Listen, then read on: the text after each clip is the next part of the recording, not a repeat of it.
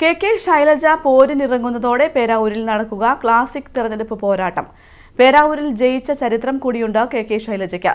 KPCC president advocate Sunny Joseph വീണ്ടും ജനവിധി തേടുമെന്നതിനാൽ സംസ്ഥാന തലത്തിലും ശ്രദ്ധിക്കപ്പെടുന്ന മണ്ഡലമായി പേരാവൂർ മാറും.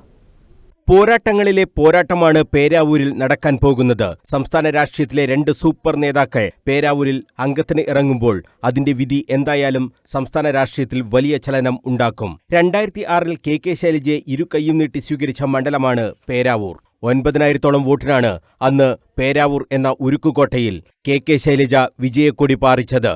പക്ഷേ അതിനുശേഷം നടന്ന 3 തെരഞ്ഞെടുപ്പുകളിലും സണ്ണി ജോസഫിനെയാണ് പേരാവൂർ വിജയിപ്പിച്ചത്. കെ ശൈലജയെ പേരാവൂരിൽ നിർത്തിയത് മണ്ഡലം പിടിച്ചെടുക്കുക എന്ന ലക്ഷ്യത്തോടെയാണ്.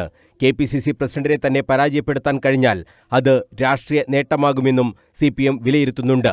കഴിഞ്ഞ തവണ സണ്ണി ജോസഫിന്റെ ഭൂരിപക്ഷം കുത്തനെ ഇടിഞ്ഞിരുന്നു.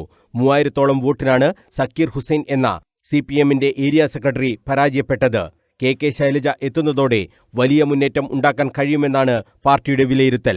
വനിതാ വോട്ടർമാരുടെ ഏകീകരണം കൂടി CPM ഇതിലൂടെ ലക്ഷ്യമിടുന്നുണ്ട്. ലോക്സഭാ തെരഞ്ഞെടുപ്പിലും തദ്ദേശ ഭരണ തെരഞ്ഞെടുപ്പിലും വൻ മുന്നേറ്റമുണ്ടാക്കാൻ UDFന് കഴിഞ്ഞിരുന്നു.